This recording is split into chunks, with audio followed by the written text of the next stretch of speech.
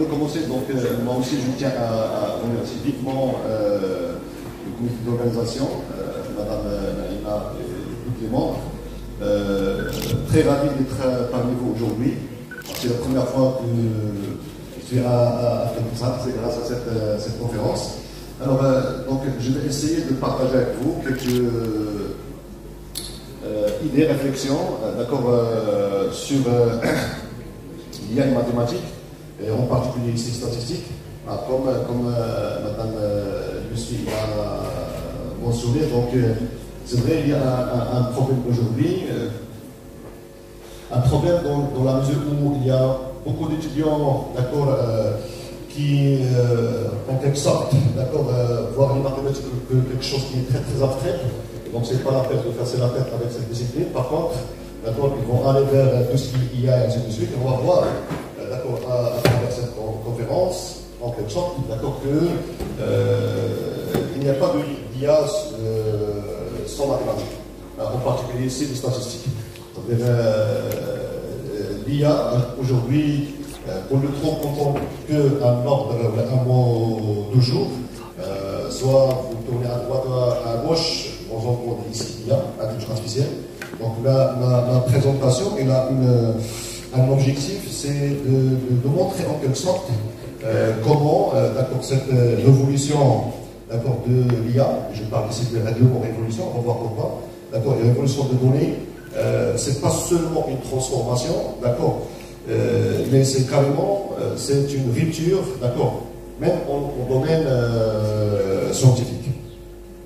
Alors, dans cette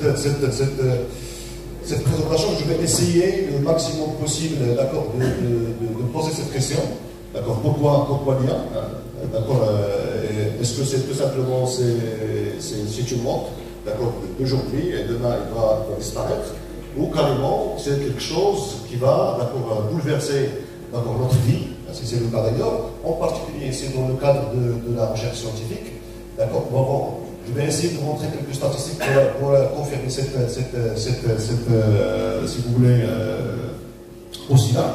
Et comment l'IA il permet ici de changer notre manière de voir les choses, soit dans la recherche scientifique, d'accord, en particulier, mais c'est aussi, on peut le projeter ici dans d'autres domaines, d'accord, économique, social, vraiment, il y en a, d'accord, beaucoup de changements.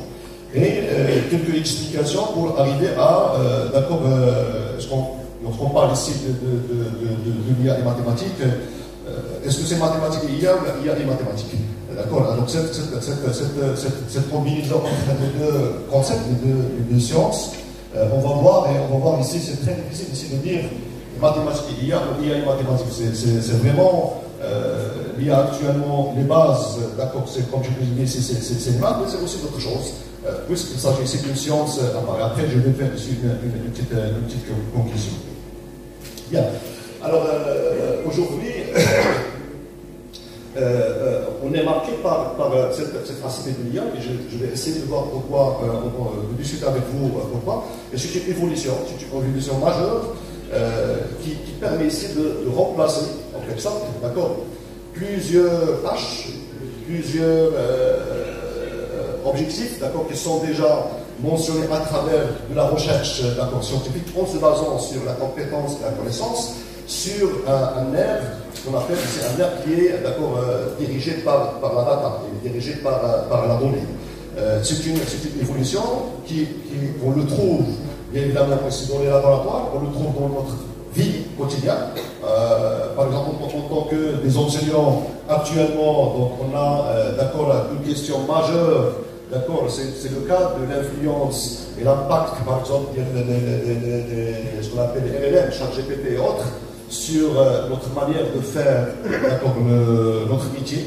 C'est évaluer un étudiant, c'est guider un étudiant dans un monde, d'accord, où il y a ces différents outils, d'accord, de l'IA qui dépassent plein de pratiques, d'accord, d'enseignement, de la pédagogie, mais aussi de la science. Alors, il s'agit ici d'une évolution qui permet ça, si vous connaissez les deux femmes, la première, c'est l'algorithme qui permet Hamilton qui permet ici de guider Apollo, le fuseau Apollo. Et ça, ce sont les disques qui contiennent ici des données, d'accord, dans la découverte des trous noirs d'Einstein. Ça veut dire qu'il s'agit ici de quelque chose, c'est une transition qui n'est pas simple, quelque chose qui est basé sur, d'accord, la compétence, en termes, de formalisme mathématique spécifique, et d'autres, on utilise les mathématiques avec les données pour aller et pousser la science vers une dimension plus large. Alors cette évolution de l'IA, elle touche plusieurs domaines. Donc je vais essayer de citer quelques exemples. D'ailleurs, ça c'est la première image de trou noir qui confirme d'ailleurs la théorie des trous noirs de Einstein. Donc on trouve ici l'apport de l'IA dans la recherche scientifique, dans l'astrologie, et cette réponse qui permet ici de diriger, ça c'est très important, de diriger aussi les chercheurs dans le domaine. Ça veut dire que c'est à travers de l'IA, on génère des questions de recherche, et on génère, ce qui est important, on génère aussi des hypothèses de recherche. Et ça, c'est une rupture dans les pratiques scientifiques. Normalement, lorsqu'on parle ici d'une hypothèse scientifique, c'est une hypothèse qui est posée par un chercheur, un connaisseur, un savant, actuellement, et donc à travers un background qui est très avancé. Actuellement, cette hypothèse, on le trouve dans la donnée. Ça veut dire que à partir de cette donnée, on dirige ici les domaines de recherche, les actions de recherche des chercheurs. On trouve l'IA dans la physique, d'accord. Il y a beaucoup d'apports, sur de l'IA dans le domaine physique. On le trouve aussi en chimie, d'accord. C'est un apport qui est majeur aussi en chimie. On trouve aussi, en géologie, d'accord. On le trouve aussi en la neuroscience. On le trouve aussi en d'autres domaines, en chimie, voilà, comme le cas d'essai, c'est quelque chose qui est très important. Parfois, en chimie, lorsque vous essayez de faire ici des expérimentations, il fallait beaucoup de temps, beaucoup de matériel. Parfois, pour avoir la combinaison des molécules, peut-être il fallait des années. Actuellement, avec un système d'IA qui permet ici de le faire en quelques mois. On le trouve aussi en médecine, et presque dans tous les domaines de la médecine. On trouve l'apport de l'IA, on trouve dans l'imagerie, et vous pouvez confirmer ça à travers des statistiques. Donc ça, ce sont des statistiques plus ou moins récentes, de quelques mois, de la production scientifique de l'IA. Donc comme vous pouvez remarquer ici, il y a une explosion énorme. Une explosion énorme, ça c'est à la base de ce qu'on appelle de Scopus. Ça veut dire qu'actuellement, l'IA, il tire l'attention de ce qu'on appelle des chercheurs, et ce n'est pas seulement dans le domaine de IT, mais c'est presque dans tous les domaines, sans exception. D'accord. Il y a évidemment ici la médecine, le computer science, la biochimie, social science, ça veut dire la psychologie, la sociologie, droit, et d'autres domaines. Ça veut dire qu'on trouve l'IA ici presque dans tous les domaines. Alors, et donc, par conséquence, donc ici, pourquoi cette transition? Pourquoi tout cet intérêt à l'IA? Et si on cherche une réponse à IA, alors il y a deux choses. Un, son data, il n'y a pas de l'IA. Son data, il n'y a pas de l'IA. L'IA actuellement, il y avait à l'époque l'IA logique qui est basée sur des règles et sur des connaissances. D'accord, des années 50, des années 60, des années 80, mais actuellement, on parle ici de l'IA numérique ou l'IA moderne qui est basée sur la donnée. Et la donnée, actuellement, elle est considérée en tant que c'est le pétrole d'aujourd'hui. Et qui dit pétrole, c'est pouvoir. Qui dit pétrole, il dit ici aussi un argent, un positionnement, une souveraineté, il dit plein de choses. D'accord. Et l'explosion énorme de l'IA, il donne, d'accord, cet aspect, d'accord, si vous voulez, de pousser, d'accord, l'intelligence artificielle dans des réflexions et donner des promesses pour résoudre des problèmes qui sont, jusqu'à maintenant, ils ne sont pas encore résolus. Alors, dans ce sens, il y a ce qu'on appelle une proposition, une discussion d'ailleurs dans la communauté scientifique, qu'on parle de ce qu'on appelle ici le e-science. Le e-science, c'est comme vous disiez ici le e-commerce, d'accord, mais ici on parle ici de e-science, c'est-à-dire la science qui est dirigée par la donnée. Et cette science qui est dirigée par nos données, elle a changé ici notre paradigme de voir les choses, on va voir pourquoi, et il a tout simplement poussé ici à d'autres disciplines, ce sont une modélisation, d'accord, de ce qu'on voit, d'accord, une modélisation qui est basée sur la data. Et une modélisation sur le data, donc la question qui s'impose ici, est-ce que cet aspect de modélisation à la base de données va remplacer les mathématiciens, puisque ce sont les statisticiens, ce sont les personnes qui sont aptes, d'accord, à faire une modélisation d'un phénomène biologique, chimique ou autre chose. Mais oui et non, dans la mesure où, au lieu de se baser seulement sur l'incompétence et la théorie, actuellement, on utilise les mathématiques et les statistiques, mais on se base sur la donnée. Dans ce sens, d'accord, on parle ici de ce qu'on appelle ici une modélisation. Une modélisation qui est basée sur la data. Et ça, c'est quelque chose qui est très important pour voir, c'est une évolution, d'accord, si vous voulez, historique, d'accord, de la science, y compris les mathématiques et les autres, d'ailleurs, sciences. Et ma réflexion, en quelque sorte, c'est de voir, en quelque sorte, comment la science, elle est développée, d'accord, au cours de l'histoire. Il y a un livre qui est très très important, et on a des collègues qui ont une sorte de lecture, comment ça s'appelle, le club de lecture, un livre qui est très très important, un livre très important qui montre ici cette évolution. D'accord. Donc c'est un physicien d'ailleurs qui a proposé cette approche de la structure de la révolution scientifique, dans laquelle il a précisé ici quelles sont, d'accord, les différentes transitions majeures qui a connu l'histoire de la science. Et à partir de cette exploration, de la développement de la science, il a proposé ici la notion de ce qu'on appelle un paradigme. Un paradigme, ça veut dire, c'est la manière de voir la chose. La manière de voir les choses, et le paradigme, c'est lui-même qui détermine ici, est-ce qu'une question de recherche, elle est légitime ou non. Lorsqu'on pose ici une question de recherche au sein de laboratoire, et on peut projeter ça dans un espace plus ou moins différent, dans une entreprise, est-ce que cette question de recherche, elle est légitime? Est-ce que la solution proposée, elle est acceptable? D'accord, et ça c'est très important. Pourquoi? Et cette réponse à cette postulat, quelle est la légitimité de la question, est-ce que la solution elle est proposée, elle est acceptable ou non, il se base sur la manière de voir la chose. Et ça, c'est ce qu'on appelle ici un paradigme. Ça veut dire un paradigme, de manière générale, d'accord, ce qu'il détermine ce qu'on doit observer, d'accord, en tant que scientifique, ou là, en tant qu'entrepreneur, ou autre chose que vous voulez, d'accord, quel est le type de question à poser, et comment vous devez poser cette question, comment vous devez structurer la question, comment vous devez interpréter les résultats, comment vous devez procéder, et tout ça, c'est un cadre de raisonnement, de voir la chose. Comment on voit aujourd'hui l'atome, c'est pas la même chose que comment elle était à l'époque du XVIIe siècle avant. D'accord, il y a un changement et par conséquent ce changement il nous donne ici un changement de question. Alors la proposition ici de cette Thomas Kuhn, il y a la science à la base de cette thèse, il y a un cycle. C'est-à-dire il y a où la science est stabilisée, c'est-à-dire qu'il y a un accord entre tous les scientifiques, il n'y a pas des anomalies. Il n'y a pas des questions profondes pour changer la manière de voir la chose, mais au bout du développement, peut-être que la science n'arrive pas à répondre à des questions. Il y a des cas exceptionnels majeurs qui mettent en question des règles scientifiques qui sont déjà établies.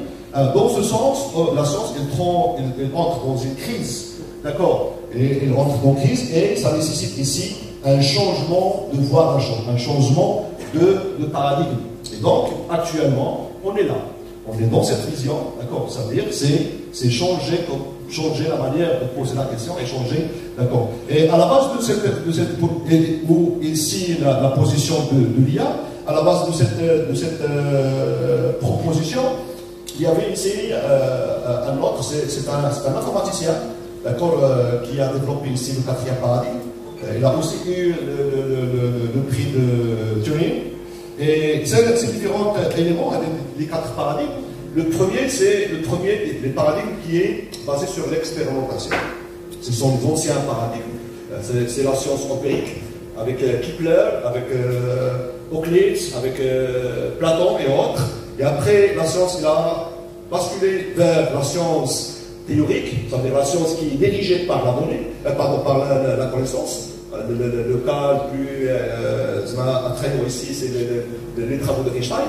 Il n'y a pas de démonstration, il y a de la théorie qui montre, mathématiquement parlant, d'accord, les lois de la physique. Et après, il y a ce qu'on appelle la science computationnelle, la science qui est basée sur l'informatique. Alors, il utilise l'informatique. Ça veut dire quoi? Ça veut dire lorsque vous essayez de proposer une solution, vous devez obligatoirement faire une simulation. Sans simulation, votre proposition va être révisée par la communauté scientifique.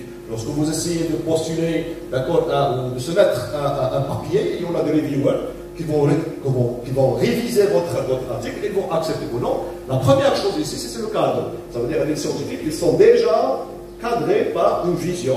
Et donc, actuellement, avec l'émergence, bien évidemment, ici de la data, on est ici dans un autre paradigme, et c'est ça le quatrième, c'est la science qui est dirigée par la donnée. Ça veut dire que à la base de la donnée, on va générer, d'accord, les hypothèses. Et à la base de la donnée, on peut, bien évidemment, trouver des modèles qui expriment, d'accord, le changement, d'accord, climatique, par exemple, ou autre chose. Et donc, l'idée ici de base, c'est différent. Il y a actuellement ce changement. Et le changement que vous pouvez avoir, c'est un changement, d'accord, qui est basé, le catalyseur, c'est pas l'IA.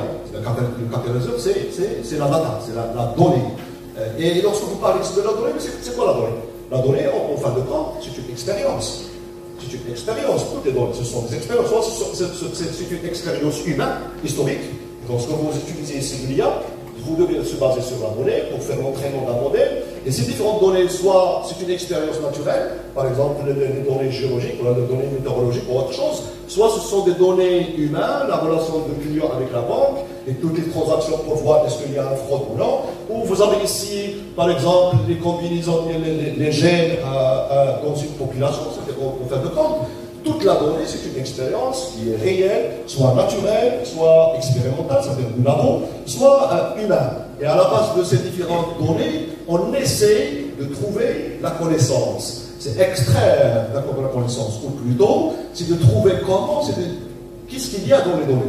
En fin de compte, c'est généraliser, d'accord, les éléments qui ont, d'accord, responsables avant de la donner de telle ou telle chose durant une période, une dizaine d'années, une centaine d'années, ainsi de suite.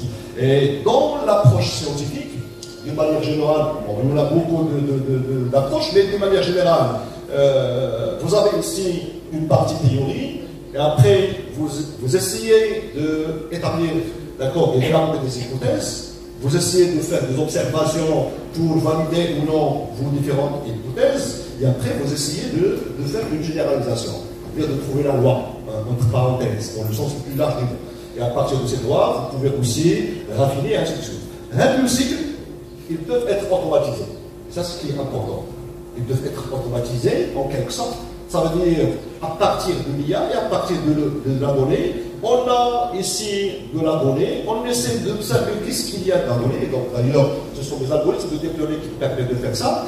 Et je fais ici l'expérimentation à partir de ce modèle. On observe, est-ce qu'il y a des anomalies, est-ce qu'il y a des changements, d'accord, dans les données. Et si c'est le cas, on essaie de s'adapter et de généraliser, et ainsi de suite. C'est un cycle, d'accord. Donc, par conséquent, ici, cette approche scientifique qui pousse actuellement, d'accord, les chercheurs, d'accord, à aller plus loin dans l'IA. Lorsque vous parlez ici de l'IA, le problème que ça pose, c'est basé sur les données. Mais la donnée qu'on a, je vois, on est dans un mode big data. Et qui dit big data, d'accord, il y a ici beaucoup de bruit. D'accord, il n'y a pas, d'accord, il y a voilà, ce qu'on appelle ici les data brutes, d'accord.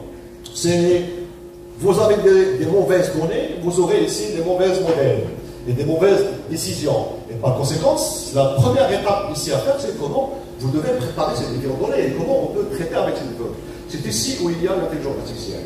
La position carrément, l'essor, l'explosion de l'intelligence artificielle, c'est vraiment pour tirer de la connaissance. C'est comme le pétrole à l'énergie, mais le pétrole est là. Qu'est-ce que vous devez faire avec le pétrole?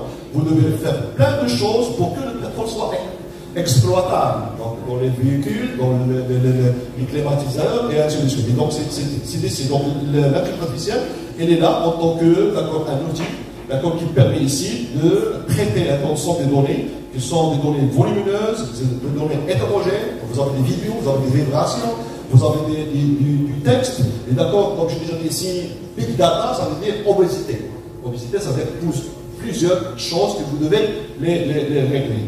Alors, l'IA, sans rentrer maintenant dans le détail, avec sa branche de l'apprentissage automatique au deep learning, mais d'une manière générale, l'informatique traditionnelle, ce qu'on fait, on a un ensemble de données, on a des règles métiers. Et l'informaticien, qu'est-ce qu'il fait? Il va coder ces différentes règles métiers.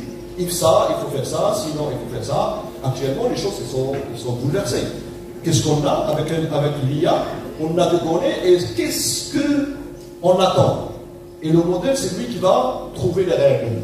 Et ça, c'est un changement radical, même en termes de développement. C'est-à-dire les personnes qui s'intéressent à l'informatique. Et par conséquent, au lieu d'avoir ici les règles, on essaie de tirer les règles, c'est-à-dire l'algorithme, le modèle, le programme, vous pouvez le nommer comme vous voulez, à partir de l'ensemble des nombres. Sauf que traiter ces différentes données et arriver à faire ça, c'est un pipeline, c'est une procédure qui est très très lourde. Et cette procédure qui est très lourde, donc vous avez ici l'IA où il y a la prédiction de quelque chose, mais derrière il y en a beaucoup de travail. Il y a beaucoup de travail. C'est ici où il y a la position des statistiques et des mathématiques. Sans statistiques et mathématiques, vous ne pouvez même plus préparer, avant de dire ici exploiter, c'est de préparer la donnée pour que un système il arrive à trouver les connaissances qui sont déjà dans l'IA. Bien évidemment qu'il y a tout ce qui est apprentissage automatique et apprentissage profond. Bon, il y en a des différences entre les deux en fin de compte, mais de manière générale, actuellement, il y a les différents modèles les plus poussés, à savoir l'apprentissage profond en deep learning, qui sont basés sur les réseaux de neurones. D'accord. Et d'une manière générale, lorsqu'on parle ici de réseaux de neurones, il y a la théorie d'approximation universelle qui dit ici un réseau de neurones, il peut calculer, il peut approximer n'importe quelle fonction dans le monde. N'importe quelle fonction dans le monde. Et dans le monde, même que ce sont des fonctions qui sont non linéaires. Un réseau de neurones, d'abord, il peut regarder ici cette fonction, donc quelle que soit la variation de la fonction, c'est comme quelque chose qui est random, qui est aléatoire. On a la possibilité ici, avec un réseau de neurones, d'approximer ça, de trouver ces fonctions. D'accord. Par exemple, si je vais par exemple calculer l'interface d'une plaque où il y a beaucoup de variations. Alors, souvent, un mathématicien il va penser à l'intégrale puisque c'est lui qui est responsable de ça. Actuellement, on peut se baser ici sur le réseau de neurones et de trouver plus affinés et plus rapidement cette fonction de variation. Quelle que soit la fonction, quelle que soit en échelle, en dimension 1 ou dimension 2 ou dimension n, d'accord, on a la possibilité ici de trouver cette fonction ou une approximation. D'ailleurs, il y a même les modèles qui sont, ils fournissent des approximations, il n'y a pas quelque chose à 100%. Et lorsqu'on parle ici de ça, l'idée, il vient de la biologie d'ailleurs, c'est comment on peut, extraire, vous avez ici un ensemble de données, et comment on peut extraire les caractéristiques spécifiques, voire les invariantes qui sont à l'intérieur des différents données. Le deep learning travaille dans un réseau de neurones avec plusieurs couches, et chaque couche il est responsable à extraire des caractéristiques de bas niveau jusqu'à des caractéristiques de haut niveau. Et ce qui est très important aussi, c'est que dans cette expression, c'est un ensemble des étapes qui permet ici d'extraire des caractéristiques, mais non linéaires. Et ça, c'est quelque chose qui est très très important. D'accord. Et c'est comme vous disiez ici, par exemple, dans un exemple, vous essayez de voir le visage, de faire la reconnaissance. d'accord, des personnes, la reconnaissance des personnes. On a ici un réseau de neurones qui permet ici de faire telle ou telle chose. La première couche, il permet ici d'extraire les caractéristiques du bas niveau, un visage normal, les bordures, les traits. D'accord. Après, la deuxième, qu'est-ce qu'elle va faire? Elle va faire une combinaison pour extraire quelque chose qui est plus poussé. Par exemple, le nez, les yeux. Après, il y a une couche qui va faire la combinaison pour aller vers un visage, jusqu'à qu'on arrive vers la personne. Et donc, c'est quelque chose qui est end-to-end. Ça veut dire, je donne la donnée et je sais de trouver ici le résultat, et le résultat, c'est lui qui va s'occuper de faire tout ce travail. Alors, dans un réseau de neurones, d'une manière générale, ou dans deep learning, il y en a trois grandes questions. Dans tous les modèles deep learning, quelle architecture? C'est une mathématique. Quelle fonction de tête pour calculer est-ce qu'il est performant ou non? Ça, c'est une mathématique. Et quelle est la méthode d'optimisation à utiliser? Et ça, c'est une mathématique. Et donc, ça veut dire, dans la construction d'un modèle de l'IA, ou de deep learning en particulier, il y en a dans toutes les steps. Dans toutes les étapes, il y a des mathématiques. Donc, ça veut dire, sans maths, vous ne pouvez pas faire. Donc, et ici, soit on va produire de l'IA, soit on va consommer de l'IA. Consommer de l'IA, ça veut dire que vous avez un logiciel qui fait telle ou telle chose. Mais si vous voulez, produire de l'IA, un IA marocain, un IA qui répond à quelque chose qui est spécifique, c'est la présence du maths, c'est quelque chose qui est indispensable. Et lorsqu'on parle ici, bien évidemment, ici, dans le cas de deep learning, vous avez ici un réseau de neurones et vous essayez de régler les paramètres. On parle ici d'une dimension à des milliards de paramètres. Des milliards de paramètres, un cerveau humain, c'est impossible. Impossible, quelle que soit la compétence, il ne peut pas le modéliser. Impossible. Mais, on peut le modéliser avec l'IA, on dit comme ça. Mais attends. Pour le modéliser en IA, il faut un informaticien, un mathématicien, il faut du mathématique. Ça veut dire quoi? C'est l'IA, il ne va pas remplacer les mathématiciens, mais il va les inviter à voir, d'accord, comment on va intégrer, d'accord, cette mathématique dans les données, pour exploiter les données. Donc, comme je disais ici, en termes d'optimisation, il faut aller vers quelque chose qui est très poussé. Puisqu'on parle ici des paramètres, d'accord, des milliards de paramètres, et dans un environnement, d'accord, avec une dimension qui est très, très, très élevée. Et donc, par conséquence, oui, le deep learning, il nous donne cette promesse, il est capable, et d'ailleurs, il a prouvé, mais pour le faire, il fallait quand même aller vers quelque chose qui est très, très poussé en termes de mathématiques. Et par conséquence, la question que ça pose, c'est quelle architecture on doit utiliser dans le monde dans deep learning. Il y en a beaucoup. Il y en a des architectures, il y a des réseaux récurrents où la problématique, la question, constitue une question temporelle. Il a une relation avec le temps. C'est comme le cas par exemple de la langue, le langage naturel. Lorsqu'on parle, la position qui est le mot, c'est important. Ça veut dire qu'il y a une succession. Donc ici, on utilise des réseaux de neurones récurrents. Soit ce sont des réseaux de neurones convolutifs et sont basés sur les mathématiques avec la fonction de convolution. Et des modèles, pour faire des modèles, c'est ici où il y a aussi l'apport ce qu'on appelle un informaticien, un théoricien. D'ailleurs, l'un des mots qui dit ici, c'est le cauchemar des théoriciens, c'est le réseau de neurones. Pourquoi? Parce qu'il y a une infinité de manières pour combiner les neurones, pour avoir un réseau de neurones qui permet ici de résoudre un problème donné. Donc ça, ce sont des exemples des architectures de réseaux de neurones, d'accord, mais ce sont des réseaux de neurones et pour chaque étape, il y en a des opérations mathématiques. Et actuellement, on parle aussi de ce qu'on appelle l'IA génératif, en particulier ici ChatGPT, DeepSeek et ainsi de suite, et autres, d'accord. Et comme le cas ici, comme vous pouvez remarquer, toutes les images, ce ne sont pas des images, des vrais humains. C'est des images qui sont générées par l'IA. Vous pouvez voir, c'est très similaire, c'est voir, ce sont des IA. Et donc, par conséquence, je parle ici d'IA, on parle ici de deux aspects. Un IA qui est génératif et un IA qui est discriminatif, pardon. Alors, pour se rapprocher, essayez de voir que vous avez ramené votre enfant aux eaux. Et l'enfant, il a déjà vu ici un chien et un chat. D'accord, donc il a essayé de vue, d'ailleurs, il y a un système qui fait ça. Il voit les données, d'accord, il a essayé de voir les chats et les chiens, et après vous avez posé la question. Donc vous avez sorti le zoo, il y a un animal, et vous posez la question à votre enfant, est-ce que ça c'est un chat ou c'est un chien? Alors, est-ce que c'est un chat ou c'est un chien? Il y a deux manières d'essayer de raisonner. Soit, d'accord, votre enfant, il va se baser ici, d'accord, sur les caractéristiques qui vont distinguer le chat et le chien, c'est-à-dire les invariantes. Soit, vous avez ici une autre manière de le voir. C'est que, d'accord, l'enfant, il va essayer de dessiner, d'accord, ce qu'il a déjà vu, d'accord, quelque chose qui est similaire, il va le comparer avec la nouvelle chose. Et là, c'est ce qu'on appelle une IA génératif, ou là, un modèle de raisonnement génératif et un modèle de raisonnement discriminatif. Et les deux, c'est tout simplement, ce sont des modèles, d'accord, qui essayent, d'accord, de voir un modèle qui va expliquer ici une distribution, d'accord, réelle de chaque classe, et l'autre, c'est un modèle qui va essayer de voir quelles sont les frontières de décision.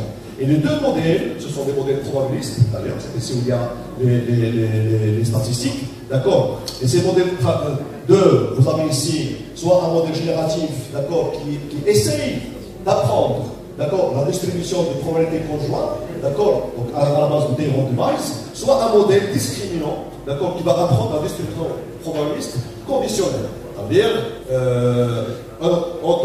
c'est quoi X, tout en donnant c'est l'animal A ou l'animal B.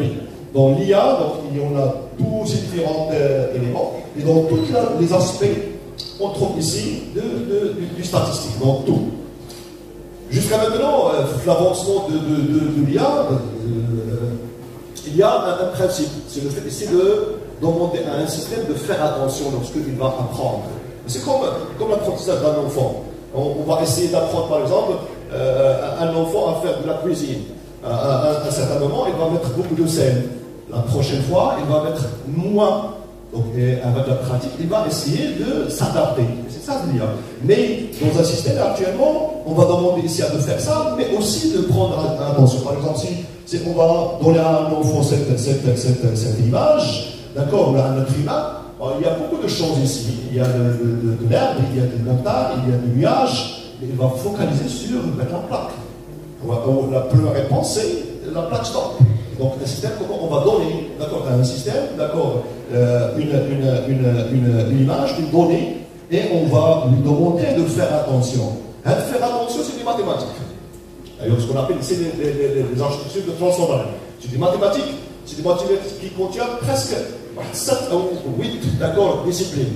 Système vectoriel, l'optimisation, les probabilités, la géométrie, les fonctions cosinus et sinus pour détecter la répétition, d'accord. Et ça, on le trouve ici dans le cas. Et par conséquent, ici, lorsqu'on parle ici de l'IA humaine, comme vous pouvez remarquer ici, l'IA, il est toujours dans toutes les pipelines mathématiques, d'accord. Ce qui est important ici pour l'IA, d'accord. Il utilise ici les statistiques, l'optimisation, l'analyse numérique, la théorie des probabilités, d'accord, pour pousser un petit peu, d'accord, notre capacité à comprendre le monde, et par conséquence à réagir, d'accord, en automatisant, d'accord, ces différents outils, c'est-à-dire mathématiques et statistiques. Et dans toutes les pipelines, dans toutes les étapes, sans exception. À l'exception, il y a la récolte, d'accord, et la collecte des données. Tout le reste, c'est celui-là. Et donc, par conséquent, ici, si les statistiques, il a comme vocation d'écrire, d'analyser, d'inférer les connaissances, et d'ailleurs, c'est une vocation que l'IA, sauf que dans l'IA, l'objectif, c'est quoi? C'est automatiser la découverte des données. Ça veut dire que c'est automatisé en utilisant, d'accord, les statistiques. Par conséquent, toutes les pipelines, on trouve ici les statistiques. On trouve les statistiques descriptives, on trouve les statistiques inférentielles pour l'évaluation des données, on trouve les modèles probabilistes, d'accord, soit pour les modèles génératifs, comme on a déjà parlé, pour l'estimation des paramètres.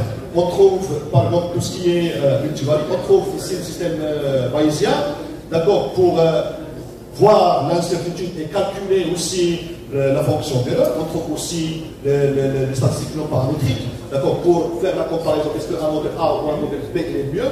Donc d'une manière générale, ici, dans la pipeline de machine learning, voire de deep learning, d'accord, vous avez ici les statistiques, d'accord, c'est quelque chose qui est vraiment indispensable dans toutes, d'accord, même dans les questions, et en tant que les questions ils deviennent plus poussées, en tant qu'on a ici, d'accord, besoin plus, d'accord, des statistiques, mais aussi des mathématiques de manière générale, d'accord. Donc, quelles sont les mathématiques nécessaires, d'accord, pour un IA d'une manière générale? Il y a les statistiques, mais il y a aussi l'optimisation, il y a l'algèbre linéaire, il y a l'analyse multidimensionnelle, il y a la théorie des graphes, d'accord, la topologie, d'accord. Et en tant que, comme je disais ici,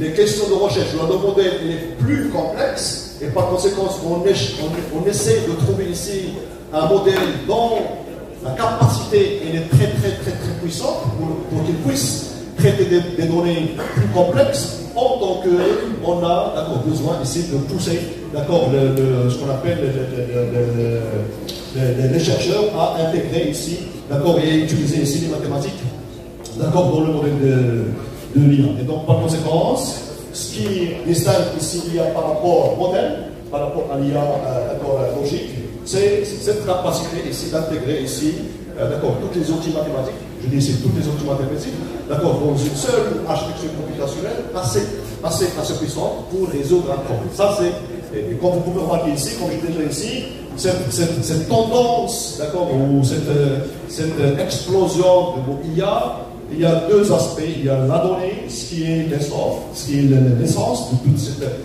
c'est le motif de cette évolution. Et traiter les données, il faut aller vers l'IA. Et utiliser l'IA, on a besoin ici des maths, il n'y a pas de l'IA. Mais en quelque sorte, il y en a aussi beaucoup de défis. Peut-être qu'il y a un grand défi, si on parle ici des maths, l'un des grands défis, jusqu'à maintenant, on n'arrive pas à modéliser tous les aspects. En particulier ici, par exemple, ce qu'on appelle ici le sens commun de l'être humain. Lorsqu'on parle, par exemple, lorsque vous essayez de nous voir, implicitement, j'ai des pieds. Et si vous donnez à un IA une image comme ça et vous disiez, est-ce qu'il a la personne des pieds ou non, un contexte, il n'arrive pas à le faire. Pourquoi? Parce que, tout simplement, il se base sur ce qu'il a déjà vu. Et donc, ce sens commun, ça, c'est le défi actuel à grande échelle. Comment on peut le modéliser? Jusqu'à maintenant, il n'y a pas de mathématiques. Jusqu'à maintenant, qui permet ici de faire ça. D'accord. Peut-être demain, est-ce qu'on va arriver à le faire ou non? Ça reste une question. Mais il y en a aussi d'autres défis, en particulier ces défis critiques. D'accord. C'est utiliser un IA responsable. D'accord. Et on a vu ça dans le Moyen-Orient, d'une manière attrayante. Il y a aussi un problème de souveraineté. C'est le coût. C'est vrai, c'est utiliser des cycles, utiliser ChatGPT, c'est bien, mais l'entraînement avec le modèle, il est entraîné à partir de 170 millions de dollars. C'est quand même un chiffre qui est, qui nécessite une réflexion. Et par conséquent, on dit ici souveraineté, on dit ici souveraineté de l'IA, et on a besoin de notre IA. Pour qu'on puisse avoir notre IA, on doit bien évidemment investir sur tous les niveaux. Il y a aussi un autre problème qui est très sérieux, c'est le bias algorithmique. L'IA est basé sur les données, ça veut dire si vous donnez, par exemple, et ça c'est une affaire qui est déjà, on le trouve beaucoup de pays où il y a déploiement de l'IA, les biaisés. Pourquoi? Parce que les données qui sont collectées, elles contiennent, et c'est cette annonce. Elles sont déjà biaisées sur ces données. D'une manière générale, le succès, à avoir un avancement, dans ce sens, c'est l'interdisciplinarité entre les informaticiens, les mathématiciens, et aussi les gens de métier, les biologistes, les géologistes, les autres disciplines. C'est accélérer aussi et démocratiser la recherche scientifique au sein de nos établissements, d'accord. Et l'ouverture de données, ça veut dire qu'il faut avoir la donnée. Sans IA, vous ne pouvez pas, faire sans données, vous ne pouvez pas faire IA, et donc par conséquent, l'un des défis, il y a des chercheurs, même entreprises, comment je peux avoir ces différentes données. Par conséquent, il y a une culture, d'accord, ici au Maroc et d'ailleurs ailleurs. Pourquoi? Parce qu'il n'y a pas jusqu'à maintenant une conscience, d'accord, de le rôle de ce trésor. Et il y a cet aspect de collaboration entre toutes les intervenants sociaux, économiques, associations, labos et ainsi de suite. Et il y a cet aspect éthique.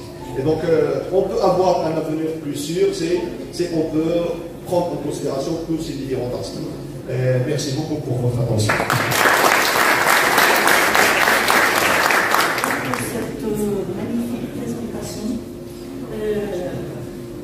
À la session des questions.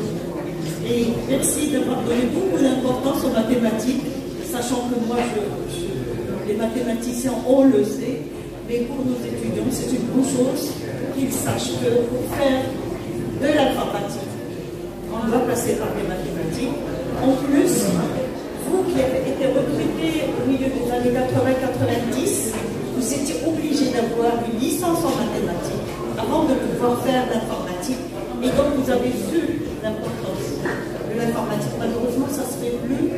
Dès la première année en fac normale, on passe directement à l'informatique et puis c'est les logiciels, c'est directement apprendre à faire de l'informatique sans beaucoup s'intéresser. Il y en a qui ne connaissent même pas la méthode de Gradion, alors que c'est très très important dans tout ce qui est apprentissage.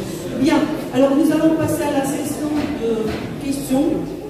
Si vous avez des questions. Oui. Donc merci, cher professeur, pour votre présentation, vraiment très enrichissante. Donc, une présentation portée sur le pouvoir de l'IA, de l'intelligence artificielle, et que c'est un domaine qui combine plusieurs disciplinaires, à savoir les mathématiques et les statistiques. Donc j'ai tout simplement une question dont la réponse sera bénéfique pour nos étudiants. Donc, pour un étudiant, pour développer maintenant un système qui est basé sur l'intelligence artificielle, est-ce qu'il doit avoir des connaissances, je dis des compétences sur les mathématiques et sur les statistiques, avec la disponibilité des technologies qu'on a aujourd'hui? Alors, ça dépend de positionnement. Si on veut utiliser un modèle de l'IA, ou là on veut produire un modèle de l'IA. Si vous essayez d'utiliser un modèle de l'IA, ça veut dire utiliser une technologie, vous l'utilisez. Mais c'est une boîte noire pour vous.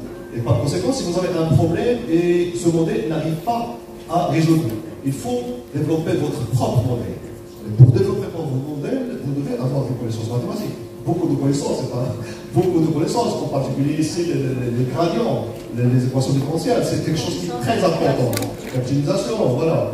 Donc, les fonctions d'activation. Donc ça veut dire que pour développer un modèle IA, les maths c'est indispensable. Ce qui est très important lorsqu'on essaye d'utiliser l'IA, on est des utilisateurs. C'est comme vous utilisez Word, vous utilisez Excel, vous utilisez n'importe quel autre. C'est-à-dire qu'il va faire l'affaire. Mais, oui, il fait l'affaire pour les petites choses. Mais lorsque vous avez votre propre problème, vous ne trouvez pas un modèle déjà prédéfini qui résout le problème. Donc il faut développer votre propre solution et votre propre modèle. Et par conséquent, l'informatique, c'est oui, puisque vous le codez, mais puisque vous utilisez, c'est des maths. Il faut avoir des maths pour le faire. Voilà, ça dépend des professionnels. Si, d'autres questions? Merci, monsieur. J'ai le plaisir d'assister à une belle présentation ou intervention. J'ai une question au niveau des modèles. Donc, je parle un peu des modèles mathématiques générales. Donc, on sait en général que les modèles ne sont pas vraiment exacts, mais il y a des utilités derrière. Donc, ma question, comment on peut donc vraiment valider les modèles généraux?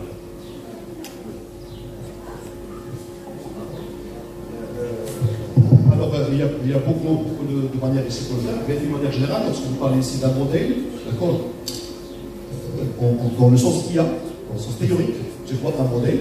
C'est tout simplement, c'est l'ensemble des relations, et essayer de découvrir les relations qui existent entre les données. Ça veut dire que vous essayez de donner beaucoup de données à un algorithme d'IA, l'IA va essayer d'apprendre. Il y a ce mécanisme d'apprentissage.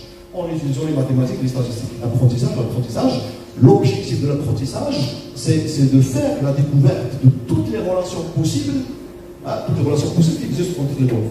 Donc la sortie, ce qu'on appelle ici modèle, la sortie, c'est pas une modélisation mathématique, c'est une modélisation à la base de données, mais pour faire la découverte en utilisant les mathématiques.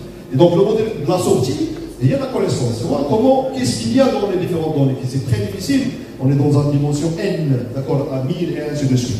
Donc vous avez ici le modèle. Le modèle, il donne une approximation. Il n'y a pas rien, ça veut dire la sortie, il n'y a pas quelque chose à 100%. D'ailleurs, on parle ici de ce qu'on appelle le overfitting. Ça veut dire un modèle, si la capacité de la donnée est très puissante que la donnée est faible, on est ici sous-apprentissage et sur-apprentissage. Tu vois, et donc ça risque. Et donc par conséquent, on essaie ici de s'adapter, de voir un modèle bien entraîné qui peut être généralisé sur une nouvelle donnée. Alors vous avez le modèle, comment on va l'évaluer? Ici aussi les mathématiques pour faire l'évaluation. Il y en a beaucoup. De manière générale, l'apprentissage, il y en a la donnée. Lorsque vous avez la donnée, il faut le séparer en deux. Il y a une grande partie où le système il va apprendre, et après vous avez une partie où le système il va être testé. C'est comme l'apprentissage des étudiants lorsqu'on est en cours, et après on va faire un examen pour voir est-ce que vous avez déjà, d'accord, l'étudiant il a déjà pris les leçons, c'est la même chose. Et on va essayer d'évaluer, d'accord, première étape, c'est d'évaluer le modèle. Est-ce qu'il est bien? Est-ce qu'on peut le généraliser à travers les données aussi? Vous avez le modèle maintenant, vous parlez ici de validation. Alors, validation, c'est une autre affaire. Validation, ça dépend aussi de domaine. Par exemple, si je prends ici un modèle qui a une relation avec la médecine, la validation ici, c'est métier. Ça veut dire qu'il faut aller, mais mathématiquement parlant, c'est-à-dire le modèle, est-ce que c'est une approximation en se basant sur des données pour évaluer? Si c'est bien, on va passer vers une autre étape, c'est l'étape de déploiement. C'est d'utiliser, avant d'utiliser, il faut le valider par les spécialistes. Ce qui est très important, ça dépend aussi de la partie métier. Actuellement, un modèle de l'IA qui va analyser les clichés radiologiques. D'ailleurs, ça existe. Actuellement, il y a un collègue à Casa, il m'a montré ici, il a fait un radio, Irène. Le rapport, ce rapport, il est rédigé par un IA. Je sais pas. Il est rédigé par l'IA. Il y a validation, mais il y a validation de médecins. Tu vois, validation de médecins. Et donc, est-ce qu'un IA, lorsqu'on développe, est-ce qu'on va aller jusqu'à une approximation de 80%, les 60%, ou là on doit aller vers 90%, à 99%, ça dépend aussi du métier. Médecine, c'est quelque chose de très sensible. Ça veut dire qu'on doit dépasser des spécialistes. Si vous n'avez pas dépassé des spécialistes, vous ne pouvez pas utiliser ce modèle. Un autre modèle, non. C'est le temps qui est nécessaire, ce n'est pas la précision. Tu vois? Et donc, c'est le sens, modélisation, la validation, c'est les validations métier. Mais est-ce que le modèle est bien ou non? Ça veut dire, est-ce qu'on doit l'utiliser ou non? Ça, c'est à la base, c'est en utilisant les données. Il y en a beaucoup de métriques. Il y a ROC, il y a AUC, Area Under Record. Il y en a beaucoup de modèles qui permettent ici de voir est-ce que ce modèle il a bien appris. Mais ce qui est important ici, il est basé sur des données. Si le comportement avec les données, c'est comme j'ai déjà dit ici, c'est historique. C'est une expérience, c'est quelque chose qui est réel, naturel, laboratoire, ce que vous voulez. Donc, on a ici une généralisation, un modèle. Mais demain, avec les phénomènes, et, par exemple,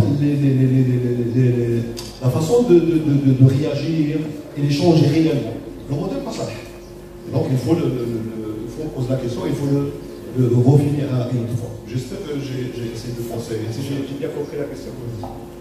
J'aimerais bien avoir des questions de nos étudiants. Et comme je l'ai toujours dit à mes étudiants pendant les 40 années d'enseignement, n'ayez pas crainte de dire des bêtises. C'est encore jeune, c'est là pour apprendre. Ou vous dire que je peux mal m'exprimer en français, on vous comprend. Allez-y les étudiants, des questions.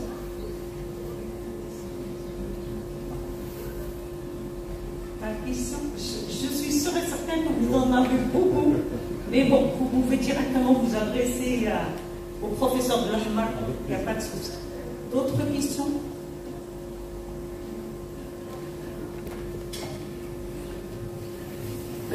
D'abord, monsieur, je tiens de vous remercier pour votre présentation perspective et enrichissante. Donc, le problème qu'on rencontre en IA, c'est que les données ne sont pas disponibles. Ils ne sont pas en accès libre. Ça veut dire comme chercheur, donc vous pouvez apprendre d'abord les modèles mathématiques, apprendre l'IA, comment faire, comment ça, mais lorsqu'on a en pratique, on ne trouve pas les données. C'est ça le problème. Il y a des pays, des sociétés qui ne donnent pas leurs données, comme le Maroc, par exemple, ils ne donnent pas leurs données. Secret. Et bien ça, comment résoudre ce problème? Même dans l'IA génératif, l'IA générative, d'abord, il est fait pour générer des données.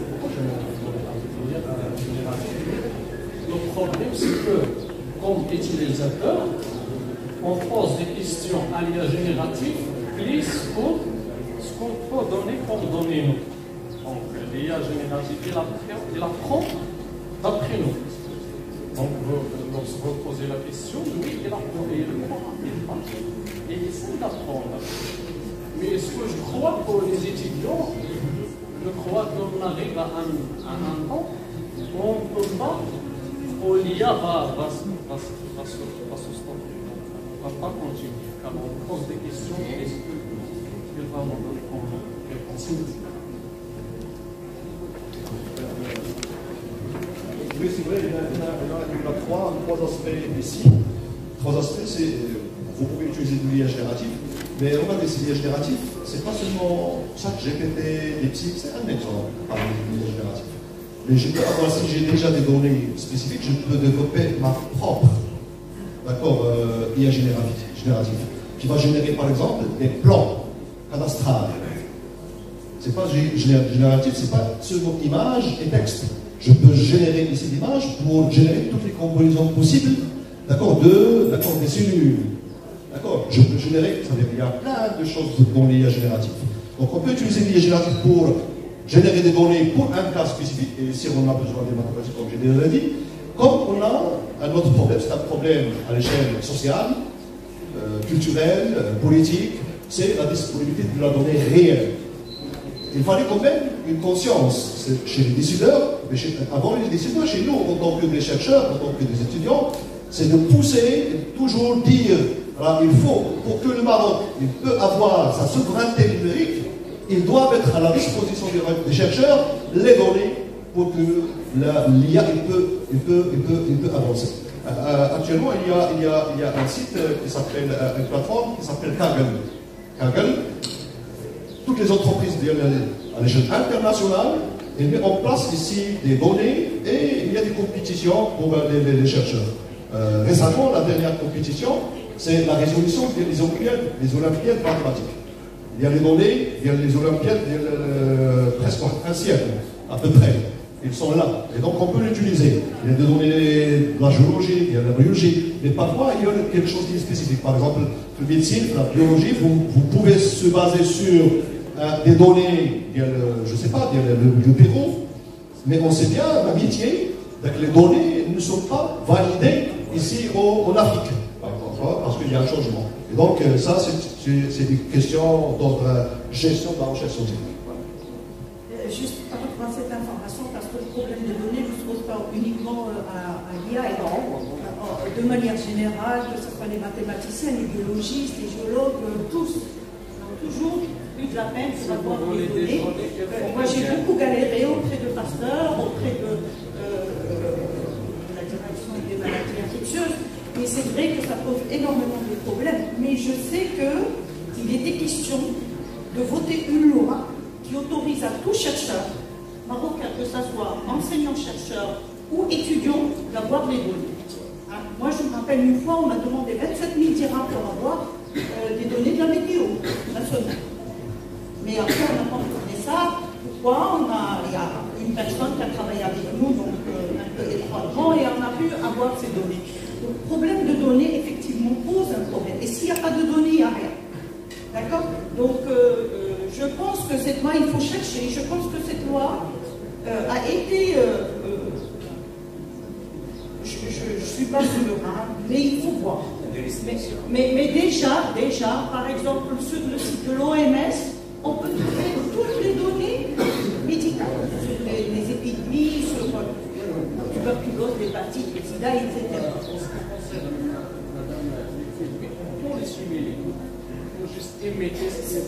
Simuler, ça ne donne pas exactement pareil que si on a les données. Bien, alors je vais passer à mes questions, parce que je vais me permettre quand même de te poser, cher ami, des questions. Je suis devant un problème. Comment je peux décider si j'utilise juste un apprentissage supervisé vers spectrum ou aller au deep learning? Et dans le deep learning, est-ce que je vais utiliser des réseaux de neurones évolutifs ou séries temporelles comment je peux faire ce choix? Par rapport au problème, par rapport aux données, par rapport à... je ne sais pas. Ça, c'est ma première question. Alors, ma deuxième question, c'est toujours par rapport à ces données.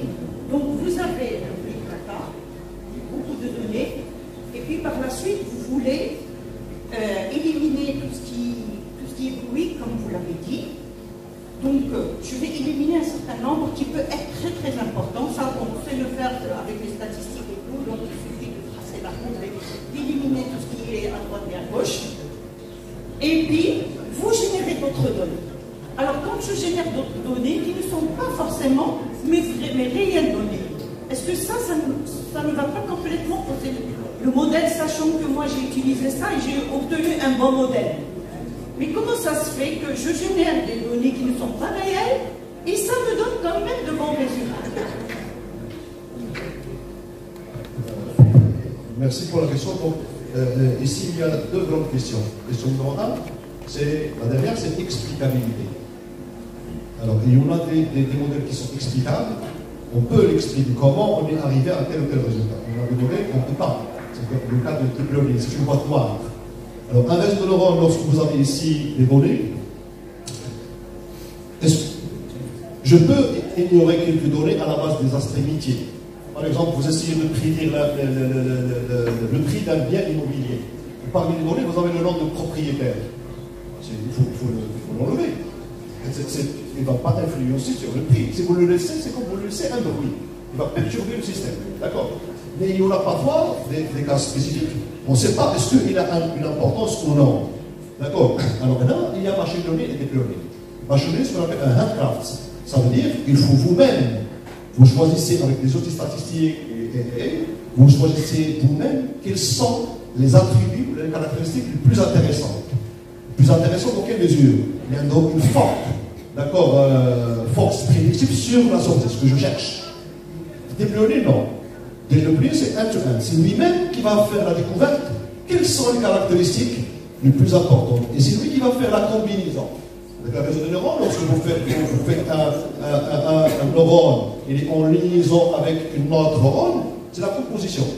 Ce n'est pas un problème linéaire.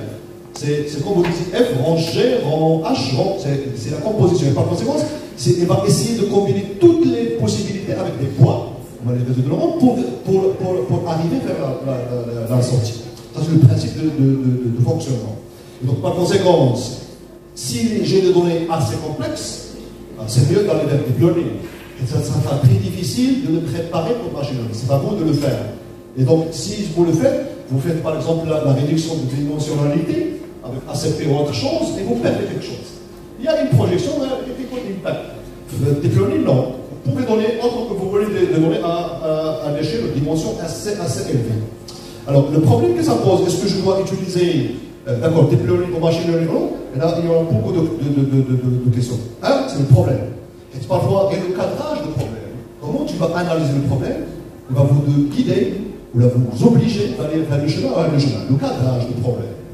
Deuxième chose, est-ce que vous avez beaucoup de données ou peu de données?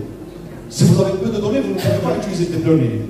Il est gourmand, il a besoin de beaucoup de données. D'accord? Donc vous devez aller vers Troisième, c'est la complexité des données.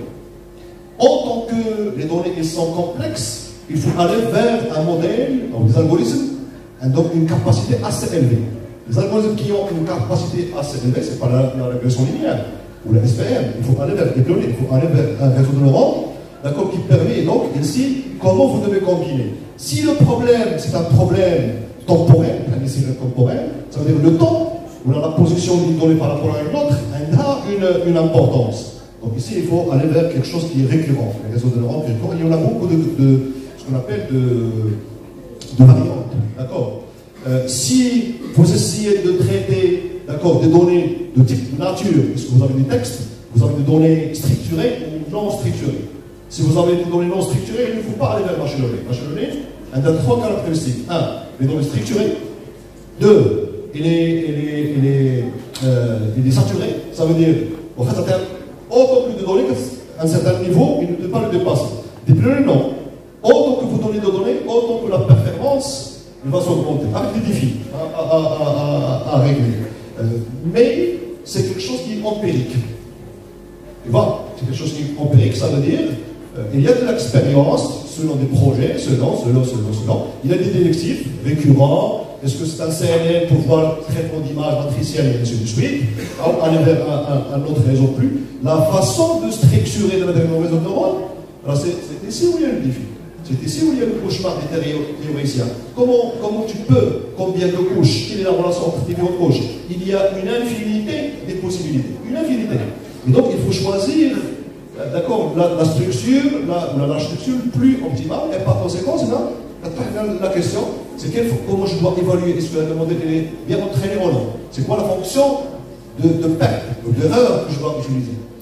D'accord? Est-ce que je dois pénaliser quelque chose ou je ne dois pas pénaliser quelque chose? Ça veut dire que vous avez un attribut qui doit être pénalisé. Donc, il y a des fonctions qui sont spécifiques. Mais de manière générale, le problème est la donnée. Est-ce que vous avez assez de données? Trois, est-ce que vous avez de l'argent? Est-ce pour entraîner de modèles, un deep learning, parfois, à des mois, avec un GPU? C'est des millions de dollars, des ressources. D'accord? Et donc, parfois, on est obligé d'aller vers machine learning, mais que développer mieux, parce qu'on n'a pas de données, on n'a pas assez d'infrastructures, on n'a pas assez de cas. Et donc, le résultat, est-ce qu'il est bien ou non? Donc, ça c'est la validation métier. Mais je suis sûr qu'il y a la possibilité de développer un modèle plus performant, mais il fallait, d'accord, l'infrastructure, il fallait, d'accord, les choses. Voilà. D'accord, je vous remercie, Oussed Blahman. On va s'arrêter là pour aujourd'hui. Je vous demande de l'applaudir.